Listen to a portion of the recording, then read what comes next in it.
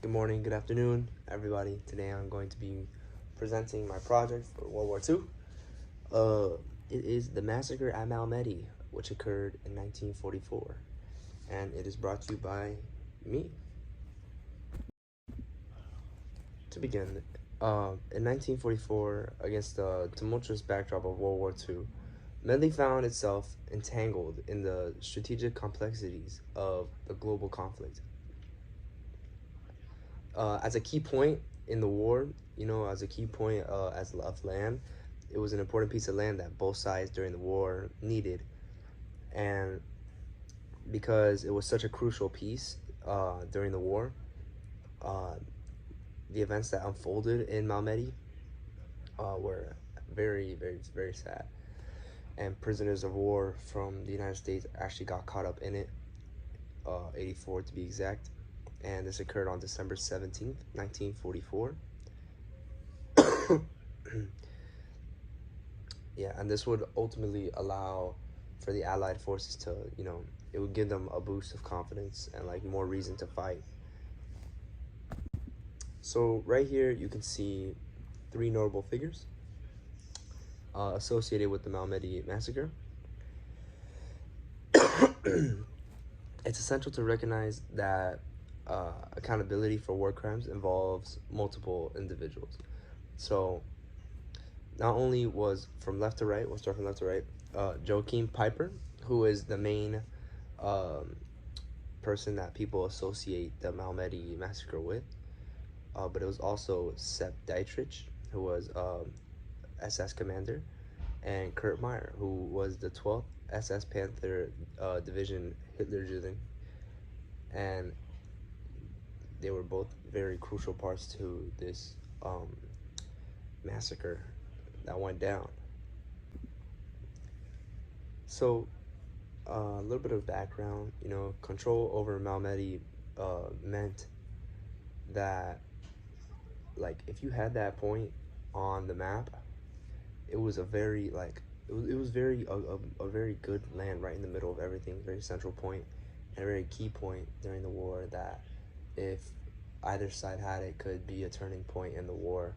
So both sides were looking for it and would fight for it no matter what. So um, it's the reason why it became such a focal point of intense conflict and strategic maneuvering. And both sides just recognized that um, the region surrounding it and the region itself was very important, which led to these tragic events. So participants um, during the war were the Allied forces, which um, represented nations such as the United States, the United Kingdom, and some of their allies, and the Axis forces, which were obviously Germany, France, and the Soviet Union, and their allies as well. There was also local resistance and many civilian inhabitants that were involved during this war, and also, especially the United States, prisoners of war that were killed were involved as well. So a lot of things led up to the actual massacre, and some of these were geopolitical factors. So, for example, Medley's geographical location made it a strategic focal point. Alliance dynamics, so the shifting alliances and geopolitical strategies of both Allied and Axis powers influenced the contest for control over Malmedy, not Medley. Um, Military strategies. So another thing was that the initial military strategies involved attempts to occupy or defend Malmedy, with both Allied and Axis forces recognizing its pivotal role. So basically, all the events were just because of the fact that Malmedy was such an important piece of land. So let's get down to the massacre. Here we can see a map of what was actually happening in the Malmedy massacre. You can see that the American convoy was heading from from west to east, and they got caught while heading all the way to Lignaville. You can see that they actually got caught by the Axis powers and were became prisoners of war, which is where in that red box you can see they got massacred right there and taken as prisoners. So during the Battle of Bulge, the American soldiers who became prisoners of war were captured by the German forces on the east side of that map that I showed you in the last slide.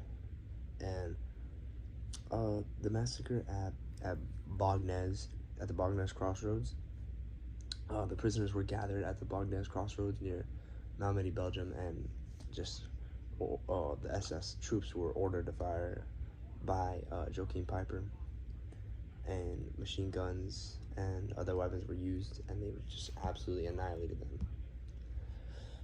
them.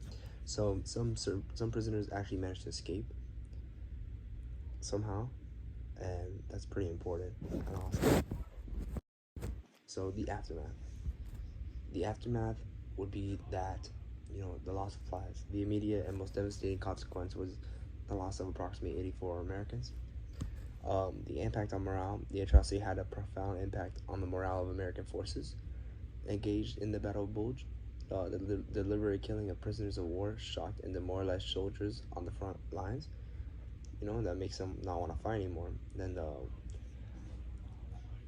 it was just a symbol of atrocity. You know, like it's a war crime to do what they did, and they did it anyway. So you know, when you're on the other side, you're just thinking, if this couldn't happen to me, you know, you don't want to fight anymore. But it also bolstered the Allied forces to fight harder, to fight for those people who were injured.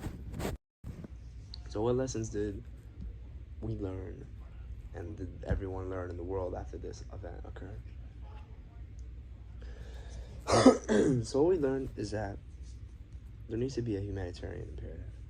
That the massacre of Malmedy underscores the critical importance of upholding humanitarian principles during armed conflicts, such as taking prisoners of war and just shooting them for no reason.